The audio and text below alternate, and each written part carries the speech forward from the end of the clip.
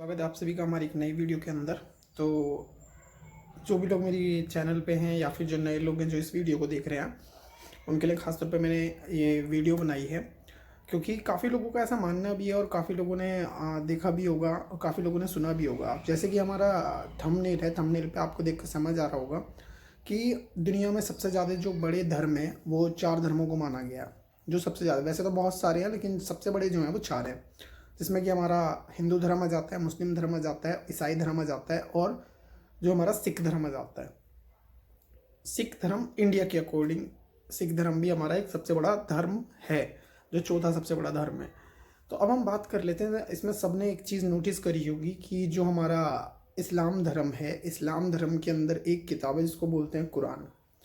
और सिखिज़्म में भी आ जाते हैं तो वहाँ पर हो जाता है गुरु ग्रंथ साहिब, मतलब एक किताब। और फिर हम आ जाते हैं बाइबल के अंदर, जो हमारा होली बाइबल है क्रिश्चियंस का, तो इसके अंदर भी एक ही किताब है, होली बाइबल। ठीक, लेकिन बहुत सारे अब यहाँ पे बहुत सारे लोग बोलते हैं या बहुत सारे ऐसे लोग जिनका सोचना ये है कि भाई अब आ जाता है जो हिंदू धर्म है, हिंदू धर्म में तो बहुत सारी किताबें हैं, जबकि किताब तो एक ही होनी चाहिए क्योंकि ऊपर वाला तो एक ही है। तो फिर इतनी सारी किताबें क्यों हैं? और अगर इतनी सारी किताबें हैं तो कौन सी वो एक किताब है? जैसे कि सब जगह एक किताब मानी जाती है कि भाई ये ऊपर वाले ने किताब दी है। जैसे इस्लाम के अंदर कुरान ऊपर वाले ने दिया है, गुरु ग्रंथ साहिब हो गया, और क्रिश्चियन के अंदर होली बाइबल होगी। सब जगह एक किताब है। लेकिन अगर हम हिंदू धर्म की बात कर लें तो हिंदू धर्म में रामायण है, महाभारत है, गीता है और बहुत सारे हमारे टेक्स्ट हैं, बहुत सारे हमारी बुक्स वगैरह हैं। तो आखिरकार ये मामला है क्या? तो इसी पे आज हम बात करने वाले हैं कि ये मामला है क्या। सबसे पहले तो मैं उन लोगों को बता दूं जिन लोगों को नहीं पता कि हिंदू धर्म, हिंदू कोई धर्म नहीं है। पहली बात तो ये, धर्म जो है हिंदुओं का वो है सनातन धर्म। ठीक, अब सनातन धर्म भी बहुत सारे, आजकल ये जो वर्ड है सनातन धर्म, ये हिंदी में बहुत ज़्यादा प्रचलन में आ गया है। हिंदी में बोला जाता है सनातन धर्म, लेकिन सनातन धर्म ही अपने आप में एक संस्कृत वर्ड है। सनातन जो धर्म शब्द है वो एक संस्कृत शब्द है। हालांकि आम तौर पर अब ये हिंदी में लोग बोलने लगे कि भाई हम सनातन धर्म से हैं और हमारा धर्म सनातन है, लेकिन मुझे लगता है कि सनातन का जो असली मतलब है वो काफ़ी लोगों को पता नहीं होगा। जिन लोगों को नहीं पता है वो मैं बता देता हूँ, वो मेरी इस वीडियो में देख लेना, उनको भी पता चल जाएगा कि भाई सनातन धर्म का एग्जैक्टली मतलब है क्या। तो सनातन धर्म का मतलब, जो सनातन धर्म शब्द है वो एक संस्कृत शब्द है और सनातन का मतलब है शाश्वत या फिर सदा रहने वाला, या फिर ऐसे समझ लो बिल्कुल कतई देसी भाषा में, बिल्कुल देसी भाषा में कि हमेशा रहने वाला, सदा रहने वाला। वैसे इसको बोलते हैं शाश्वत। शाश्वत का मतलब होता है सदा रहने वाला। तो सनातन एक संस्कृत वर्ड है जिसका मतलब होता है हमेशा या फिर सदा रहने वाला। और ये आमतौर पे देखा भी होगा, अगर आप जो पढ़े लिखे लोग हैं जो इस वीडियो को देख रहे हैं वो गूगल भी कर सकते हैं कि सबसे ज़्यादा जो पुराना धर्म है वो सनातन धर्म है। लगभग 4,000 4,500 साल पहले तक की इसकी हिस्ट्री मिलती है, अभी भी अवशेष मिलते हैं जो हैं। और बाकी भी आप, बाकी जो धर्म है वो भी आप देख सकते हैं कि कौन सा धर्म कब बना है या कब आया है, वो आपको गूगल पे बहुत आराम से मिल जाएगा। आप गूगल हिस्ट्री जाके सर्च करेंगे कि भाई इस्लाम कब बना या फिर सिखिज़्म कब बना या जैनिज़्म कब बना, वो आप देख सकते हैं। तो कुल मिला के खैर वो टॉपिक नहीं है, हमारा टॉपिक ये है कि सब जगह एक किताबें हैं। तो वो किताब वाला भी मुद्दा मैं आपको बताने वाला हूँ, क्या सीन है। पहले आप ये समझ लो कि सनातन धर्म क्या है। सनातन का मतलब है शाश्वत, हमेशा रहने वाला, जो पहले भी था, आज भी है और हमेशा रहेगा। इसका मतलब ही ये है, चाहे मतलब दुनिया इधर से उधर हो जाए, लेकिन सनातन मतलब शाश्वत, हमेशा रहने वाला, जो था, है और रहेगा हमेशा, आने वाले समय में भी रहेगा हमेशा। चाहे 1 2 रहे, 4 5 रहे, 6 7 रहे, लेकिन रहेगा, क्योंकि उसका मतलब ये है। पहली चीज़ तो मेरे ख्याल से काफ़ी लोगों को पता चल गया होगा कि भाई सनातन का असली मतलब है क्या। तो जितने लोग बोलते हैं कि भाई हम हिंदू हैं, हम हिंदू, तो भाई हिंदू कोई धर्म नहीं है। ठीक है, कोई लोग आ गए थे भूले बिछड़े, इधर जब आए थे तुम्हारे बाहर के लोग, उन्होंने देखा भाई इंडस वैली है, इंडस वैली के नाम पे हिंद, हिंद के नाम पे हिंदू कर दिया। ठीक है, तो भाई हिंदू कोई धर्म नहीं है। जो लोग हमें नाम दे के चले गए इंडस वैली ऊपर के अंदर, तो वही चल रहा है। ठीक है, वो हम लोग सनातन धर्म के, अगर आपसे कोई पूछता है भाई आपका धर्म क्या है, तो सनातन धर्म के, हमारा धर्म सनातन है। तो बेसिक आपको पता होना चाहिए कि यार एग्जैक्टली हमारा धर्म क्या है, उसका मतलब क्या है उस शब्द का। दूसरी चीज़ सबसे बड़ी प्रॉब्लम हो जाती है, जितने भी मेरे भाई लोग जो सनातन धर्म के भाई लोग हैं जो इसे देख रहे हैं, उनके पास बेसिक अभाव क्या है या फिर कहाँ कमी रह जाती है। तो वो भी चीज़ देख लो। देखो होता क्या है, आज के समय में इतना टाइम नहीं है। किताबों का जिक्र मैंने क्यों किया वो भी मैं बताने वाला हूँ। अब देखो मैंने इसका जिक्र क्यों किया, पहले इसी टॉपिक पे आ जाते हैं, वरना वीडियो जो काफ़ी लंबी हो जाएगी। अगर बनाने बैठ गया 1-2 घंटे की ये वीडियो खिंच जाएगी अगर मैं पूरा इसमें खोल के बता दूंगा तो मैं डायरेक्ट मुद्दे पे आ रहा हूँ, तो मुद्दा ज़्यादा बढ़िया है। देखो इस्लाम धर्म के लोग हैं, उनको सिर्फ एक किताब वो अपनी पढ़ते हैं जो ऊपर वाले ने दी है, कुरान। हर व्यक्ति के पास उतना समय है कि वो 5 मिनट 10 मिनट 15 मिनट निकाल के अपनी बुक का, अपना जो भी उनकी पवित्र किताब है उसका अध्ययन कर सके। ठीक है, उसको पढ़ ले, उनके पास समय है। ठीक है, उनके पास एक किताब है, समय है। सेम गुरु ग्रंथ साहिब, समय है, समय निकाल के अपनी एक किताब पढ़ सकते हैं। क्रिश्चियन बाइबल एक किताब पढ़ सकते हैं। अब हमारे यहाँ कॉन्सेप्ट आ जाता है कि हमारे जो बच्चे होते हैं और हम लोग जो होते हैं, भाई कौन सी किताब पढ़ें? रामायण है, महाभारत है, गीता है, क्या पढ़ें भाई? कौन सी हमारी किताब है? अगर हमसे कोई पूछने लगे, कोई कहने लगे बच्चों से कि यार कि तुम्हारे यहाँ एक किताब कौन सी है, तो बच्चा तो बेचारा कंफ्यूज हो जाएगा, क्योंकि उसको पता ही नहीं हमारे यहाँ क्या है। अगर अब मान लो ऐसा बच्चा जो विकसित हो रहा है, जो छोटा है, अगर उसको बचपन से ये बताया, मतलब बोल दो कि यार, अगर उसको थर्ड पर्सन ये बोल दे कि तुम्हारे यहाँ इतनी किताबें हैं, कौन सी किताब है जो जिसे हम सोचें कि ये ऊपर वाले ने दी है, ठीक, तो बच्चा तो बेचारा वहीं कंफ्यूज हो जाएगा। बच्चा सोचेगा यार बात तो सही है, कौन सी किताब का नाम लूँ, क्योंकि सब तो अपना एक ही लेंगे ना। अब इस्लाम वाले बोलेंगे भाई हमारे यहाँ कुरान है, बाइबल वाले बोलेंगे हमारे यहाँ बाइबल है, गुरु ग्रंथ साहिब के यहाँ गुरु ग्रंथ साहिब है। ठीक है, हमारे यहाँ क्या है? तो जिन लोगों को नहीं पता या जो लोग नहीं जानते उनको मैं बता दूं, हमारे यहाँ पे किताबें का मतलब ये नहीं है। किताबों का मतलब है जो ये उन्हें पुरानी बताया है कि भाई इनके यहाँ कुरान है, इनके यहाँ बाइबल है, गुरु ग्रंथ साहिब है जो इनके गुरु ने दी थी, या फिर लॉर्ड जीसस ने दी थी, या फिर उधर पैगंबर साहब ने दी थी, वो नहीं। अब मैं बताता हूँ, जैसे वो है उनके यहाँ एक एक किताब है, ऐसी हमारे यहाँ ऐसी कौन सी किताब है जो डायरेक्ट ऊपर वाले ने दी है, किसी की लिखी हुई नहीं है? तो मैं बता देता हूँ, बहुत लोगों ने सुना भी होगा लेकिन शायद उनको पता ना हो, 50% लोगों को या 60% लोगों को। तो हमारे यहाँ पे ऐसी किताब जो डायरेक्ट ऊपर वाले ने दी है उनको बोलते हैं अपने यहाँ पे वेद। वेदों के नाम आपने सुने होंगे, ऋग्वेद, यजुर्वेद, सामवेद, अथर्ववेद। हमारे यहाँ जो वेद हैं उसको ऊपर वाले की किताब माना जाता है, जो डायरेक्ट ब्रह्मा जी ने, जो हमारे गॉड हैं ब्रह्मा जी, उन्होंने उत्पन्न करे थे वेद। ठीक है, वो ऐसे हैं जो गॉड ने दिए हैं। अब यहाँ पे भी लोग एक क्वेश्चन कर सकते हैं कि भाई अभी तुमने 4 वेदों का नाम ले दिया कि वेद 4 हो गए, ठीक है, जबकि तुम बोल रहे हो किताब एक है। देखो भाई, उसका मतलब है वेद वो पूरा एक ही है, लेकिन अगर उस वेद को एक जगह करने बैठ जाए या उसकी एक ही किताब बना दी जाए तो वो इतना बड़ा हो जाएगा कि लोगों से पढ़ा भी नहीं जाएगा। वो इतना बड़ा बन जाएगा, उसमें इतने श्लोक हो जाएंगे कि लोगों से वो उठा भी लें तो कितना पढ़ेंगे, मतलब एक जगह इतना सारा मटेरियल हो जाएगा। तो हमारे जो ब्रह्मा जी थे उन्होंने उसको 4 पार्ट में डिवाइड कर दिया वेद को, ताकि लोगों तक ये आसानी से पहुंच सकें और जो लोग हैं वो इनको पढ़ सकें। तो उन्होंने पर्टिकुलर हर एक चीज़ की जानकारी एक एक वेद के अंदर जो उनको सूटेबल लगता था उस हिसाब से कि यार ये जानकारी इस वेद में होनी चाहिए, ये जानकारी इस वेद में होनी चाहिए, उसके 4 पार्ट डिवाइड कर दिए, ऋग्वेद, सामवेद, अथर्ववेद, यजुर्वेद, या फिर किधर से भी आप घुमा लो कि ऋग्वेद, यजुर्वेद, सामवेद, अथर्ववेद, 4 पार्ट उन्होंने बना दिए। लेकिन कायदे में ये सब एक ही हैं। अगर वो इसको एक बना देते तो वो इतना बड़ा हो जाता कि लोग भी पागल हो जाते पढ़ते पढ़ते। वो इसके 4 पार्ट डिवाइड करे, तो कुल मिला के हमारे यहाँ पे भी एक ही किताब है जिसको हम बोलते हैं वेद, जो कि 4 पार्ट में डिवाइड है।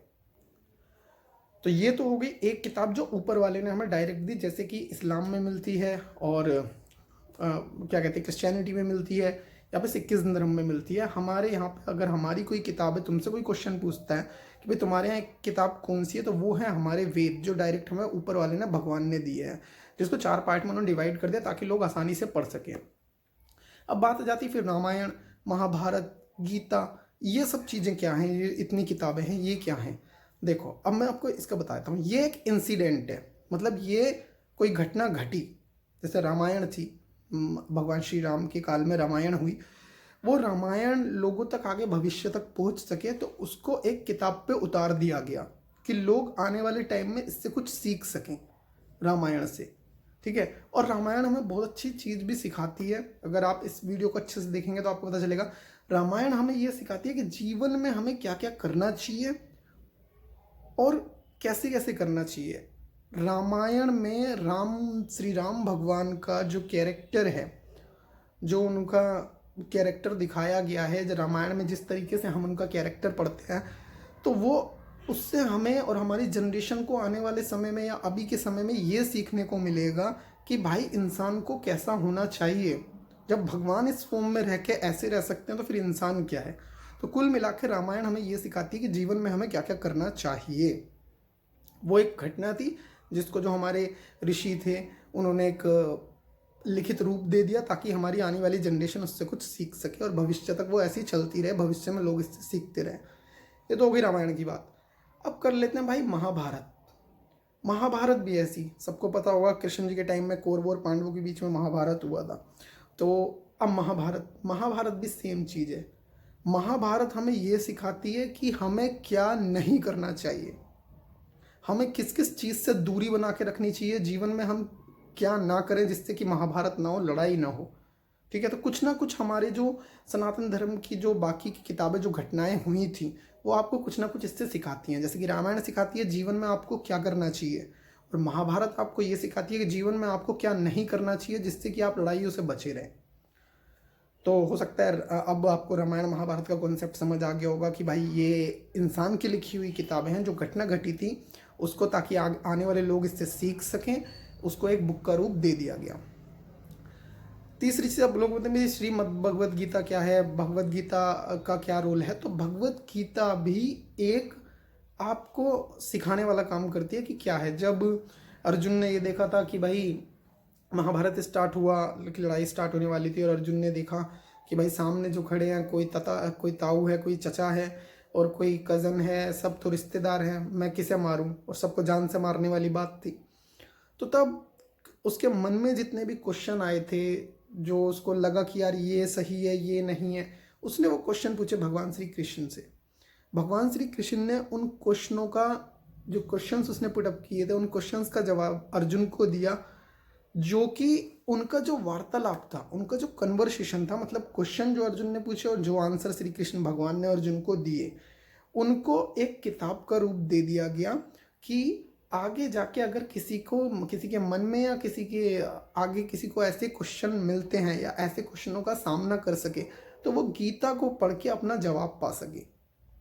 तो वो एक तरीके का क्वेश्चन आंसर था, उनके बीच वार्तालाप चल रही थी, कन्वर्सेशन हो रहा था, और उसको एक बुक पे उतार दिया गया ताकि भविष्य में लोग इससे कुछ सीख सकें। और आज भी ये कहा जाता है कि अगर आपके जीवन में कोई भी समस्या है या कोई भी क्वेश्चन आपको परेशान कर रहा है या कोई भी क्वेश्चन का आपको जवाब चाहिए, तो आपको एक बार बैठ के गीता, श्रीमद् भगवद गीता पढ़ लेनी चाहिए।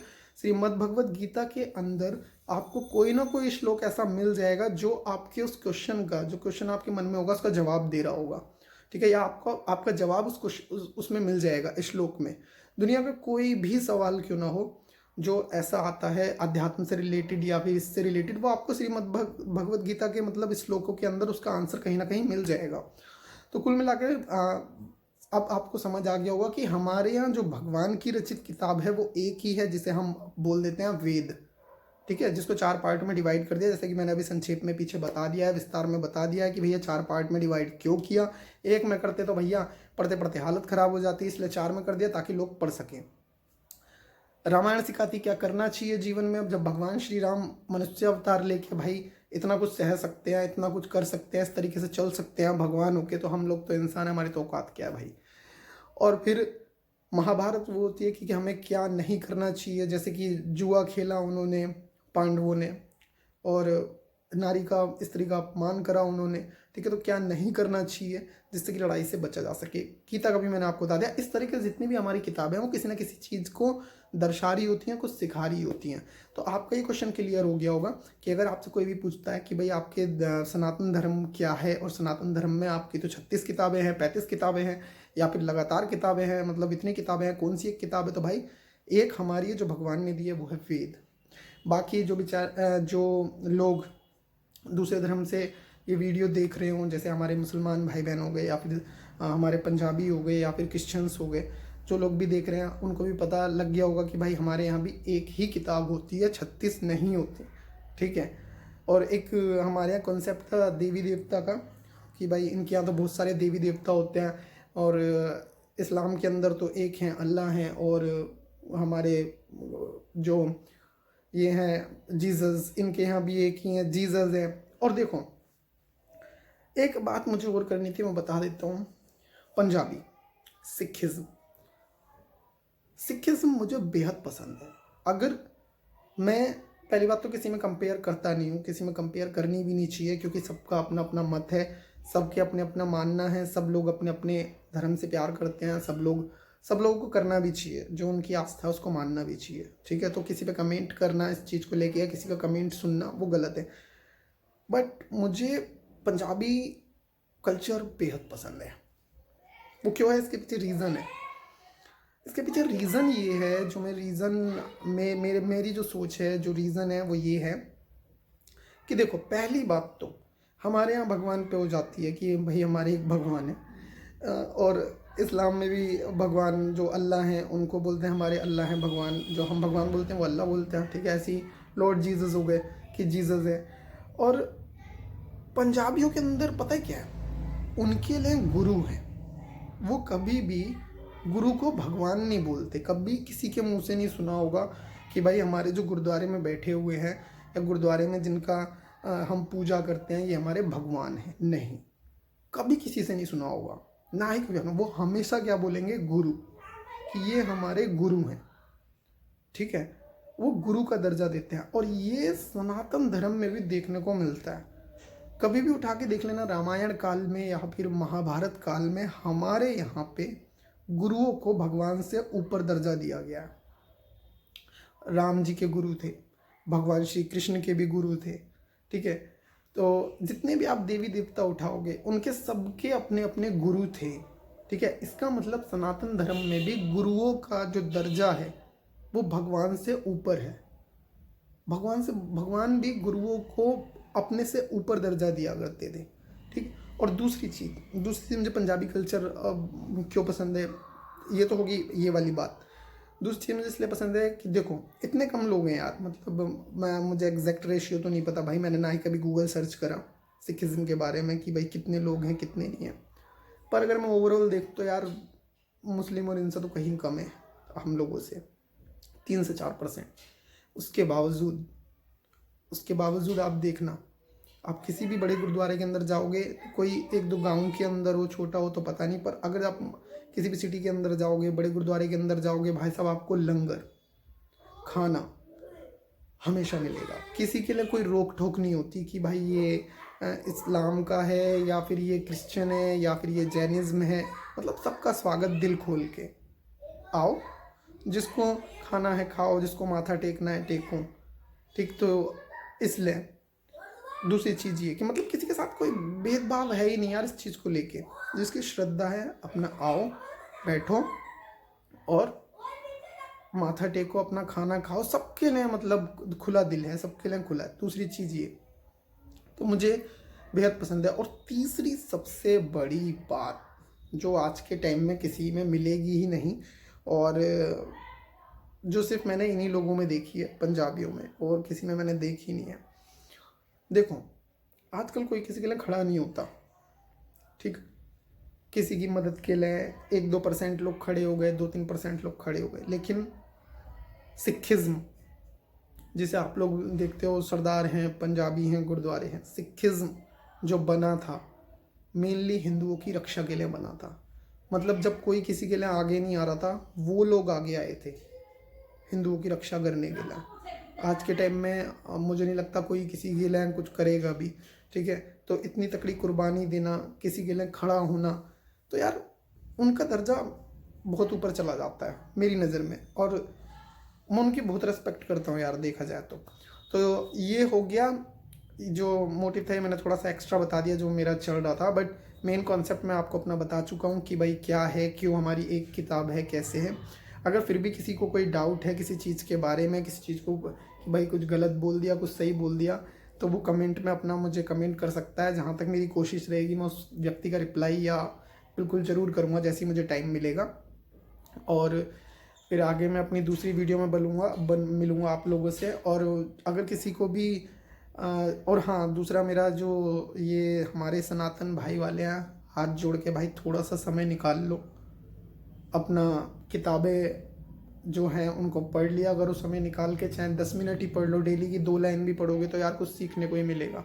हाथ जोड़ के निवेदन है, बातें मत करो। कोई कुछ बोल रहा है, कोई कुछ कह रहा है कि भाई हाँ तो ऐसे होता है वैसे होता है, उसकी मत सुनो। तुम्हें क्या करना है, सिर्फ अपनी किताबें पढ़नी है, अपने वेद पढ़ने हैं, रामायण महाभारत पढ़ना है, वहाँ से जो तुम्हें मिल रहा है तुम डायरेक्ट उस पर बात करो, सुने सुनाए पे बात मत करो। तो सभी ने निवेदन भैया सारे सनातन भाइयों से कि वो थोड़ा सा समय निकाल के 2 लाइन रोज पढ़ लें, पर पढ़ लें, ताकि उससे हमें कुछ सीखने को मिलेगा। अगर हमसे आगे कुछ बोल रहा है तो ये मतलब नहीं है, मान लो कुछ लोग बोलते हैं कि यार हमें इसने ऐसे बोल दिया, कोई इस्लाम में उसने ऐसे बोल दिया, उसने ऐसे बोल दिया। देखो, तुम्हें किसी का वो नहीं करना है, मतलब किसी को क्रिटिसाइज नहीं करना कि भाई इसने ऐसे बोल दिया। तुम्हारे पास अपना ज्ञान होना चाहिए कि भाई हमारे यहाँ ऐसे होता है, या हमारे यहाँ तो ये लिखा है। देखो, ना तो वो लोग हमारी चीज़ें पढ़ते, ना हम लोग किसी की चीज़ पढ़ते। वो अपना रिस्पेक्ट करते हैं, हम अपनी चीज़ों का रिस्पेक्ट करते हैं। बट बेसिक ज्ञान होना बहुत ज़रूरी है। अगर आपके सामने वाले ने आपसे पूछ लिया, जैसे कि मैंने अभी बताया कि भाई तुम्हारे यहाँ 36 किताबें हैं, कौन सी एक किताब है जो तुम्हारे यहाँ पढ़ी जाए, जिसमें सब कुछ मिल जाए, या जो ऊपर वाले ने दी है, तो आपको इतना पता होना चाहिए। तो जो हमारे पेरेंट्स लोग हैं, सनातन धर्म के जो माता पिता हैं बच्चों के, वो अपने बच्चों को थोड़ा समय निकाल के ये चीज़ बताएं, उनको मोटिवेट करें कि यार ठीक है, अपनी ये चीज़ें पढ़ो, ताकि अपना ज्ञान होना बेहद ज़रूरी है। तो बाकी इस वीडियो में तो मैं इतना ही रहने दूंगा यार, काफ़ी लंबी वीडियो हो गई है। वैसे तो मेरे पास काफ़ी कुछ बोलने के इसके ऊपर, लेकिन फिलहाल ये, अगर किसी को कुछ बुरा लगा हो या फिर कोई बात ऐसी जो छूट गई हो तो वो कमेंट में मुझे बता सकता है। बाकी अगली वीडियो जो मेरी आने वाली है वो आने वाली है सनातन धर्म में पाखंड का दिखावा, कि भाई सनातन धर्म में कितना पाखंड का दिखावा होता है इसके ऊपर, या कितना पाखंड दिखाया जा रहा है, या कितना पाखंड होता है, इसके ऊपर मैं अपनी अगली वीडियो बनाने वाला हूँ। तब तक के लिए भाई सभी को नमस्कार, सत श्री अकाल।